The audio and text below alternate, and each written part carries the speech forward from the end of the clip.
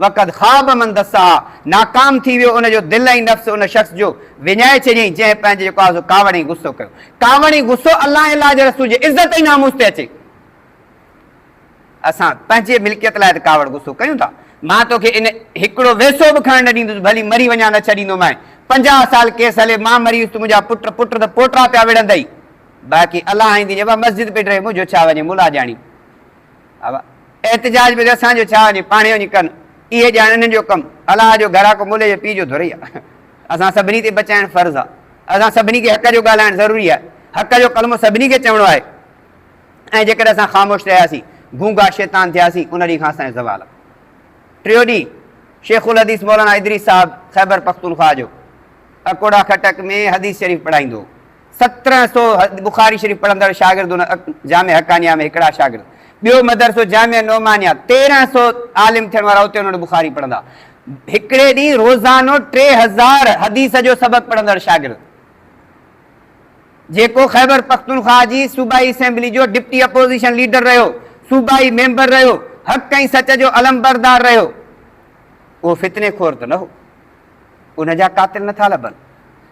मौलाना मुफ्ती महमूद रहमतुल्लाह अलैह फरमाईंदा, जंहिंजा कातिल नथा लभनि उनजी कातिल हुकूमत आहे, रियासत आहे। कातिल तव्हां खां काॾे वेंदा? क़ाइदे मिलत इस्लामिया मौलाना फज़ल रहमान फरमायो त आर्मी चीफ असांजूं जेके एजेंसियूं छाजूं पघारियूं थियूं खणनि, IMA आहे, FI आहे, MI आहे, FI आहे, इंटेलिजेंस इदारा छाजूं पघारियूं था खणनि? हलाल खाओ, तव्हां खां कातिल नथा लभनि, सभु शयूं तव्हांजे कंट्रोल में आहिनि। इन क़ुरान हदीस पढ़ाईंदड़ उन जूं शागिर्दियाणियूं न्याणियूं पर्दे में पढ़ंदियूं। 135 एकड़ ते जनाज़ो थियो आहे। ख़ैबर पख्तूनख्वा जी तारीख़ में अहिड़ो जनाज़ो न थियो आहे। तव्हां इन्हनि क़ुरान वारनि खे शहीद कंदव त पोइ तव्हां छा था सम्झो असांजा नापाक अज़ाइम कामयाब वेंदा? न न, क़ाइदे मिलत इस्लामिया जे फरमान मुताबिक़ असां शहादतूं सही वेंदासीं जॾहिं असांजो रिएक्शन तव्हांजे पुठियां लॻो, तव्हां बर्दाश्त न करे सघंदव। तव्हां करप्ट ऐं ज़ालिमनि खे दिलि न आहे। इन जे करे पूरे पाकिस्तान में जुमे जे ॾींहुं अॼोके ॾींहुं ज़िले हेडक्वार्टरनि में एहतिजाजी मुज़ाहिरा थींदा। अॼु असांजे नवाब शाह में अलाह वाली मस्जिद खां प्रेस क्लब ताईं एहतिजाजी मुज़ाहिरो थींदो। हिकिड़े आलिम जे शहादत ते असां उन्हनि जे लाइ उन्हनि सां गॾु त बीह सघूं था। हुनजो कहिड़ो क़सूर हो? हक़ ऐं सच जो लंबरदार हो, ॿियो त को दहशतगर्द न हो। अचनि था, मारे हलिया था वञनि, ख़बर ई नथी पए। हर शइ तव्हांजे कंट्रोल में आहे। केतिरा जनाज़ा कया आहिनि असां बलोचिस्तानी ख़ैबर पख्तूनख्वा में आलिमनि जा। जेकॾहिं बलोचिस्तान जे अंदरि उलमा किरदार अदा न कनि त अॼु तव्हां खां बलोचिस्तान टुटी चुको हुजे हा। तव्हांजे ज़ुल्म जूं कारगुज़ारियूं जेके आहिनि, नफ़रतूं उतां जी अवाम जूं आहिनि, त उते फ़ौजुनि खे ज़िंदा ई नथा छॾीनि। छो था मारिनि? चरिया थोरी आहिनि बलोच? चरियो केरु कंहिंखे मारींदो? तकलीफ़ ॾींदा त पोइ छा कंदा? मर्दान जे हिकिड़े बैंक जे ऑफिसर सां मां मिलियुमि, काफ़ी वक़्तु पुराणो, तक़रीबन 15 साल अॻे। हिकिड़े दोस्त चयो, तव्हां ॾाढा ॾींगा आहियो, फ़ौज सां विढ़ो था। पोइ हू वीचारो सखर में ऑफिसर वेठो, हू ॻाल्हाए न पियो, हू हुनजो महिरबानी मुबसर। मूं चयो ईअं न आहे, चरिया त न आहिनि। पोइ हुन सम्झी वियो त ॿई मौलवी साॻे फ़िक्र ऐं नज़रिए जा न आहिनि, हिननि जो ख़्यालु मटियल आहे। हुन चयो साईं मां मर्दान मां हिते वेठो आहियां सखर, ऐं सखर खां हैदराबाद ताईं मुंहिंजी हद आहे, मां जो ऑफिसर आहियां।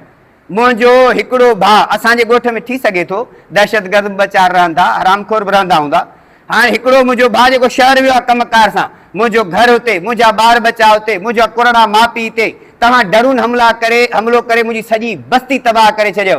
हाणे जेको मुंहिंजो भाउ शहर मां मोटी आयो, जेके न असांजी बकरी बची, न सोन बचियो, न मीन बचियो, न न्याणियूं बचियूं, न बचड़ा बचा, उहे छा कंदा?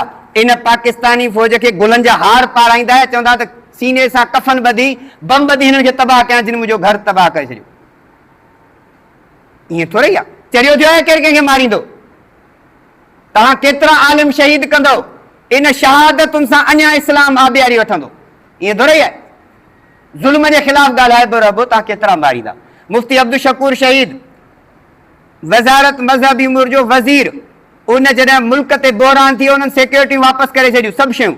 सिज लथे खां पोइ रमज़ान में रोज़ो खोले ऑफिस पियो वञे कमकार लाइ। उनजो इस्लामाबाद जे रोड ते 2 कलाक लाश पियो आहे, कंहिं ख़बर कान्हे ते मज़हबी उमूर जो वज़ीर आहे।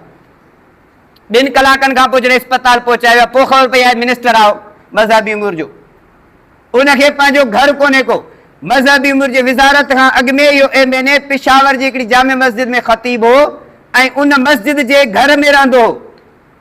ॿहिराड़ी में उनजो पंहिंजो घर कचो घर ऐं जॾहिं मज़हबी उमिरि जो वज़ीर हो त मोकल ते पाण वञी घर जी मज़दूरी में शामिल हूंदो। अहिड़ा माण्हू तव्हांखे थोरी खपनि, करप्ट ई नाल खपनि। इन ज़ुल्म जे ख़िलाफ़ आवाज़ उथारियो आहे, उथारबो रहबो।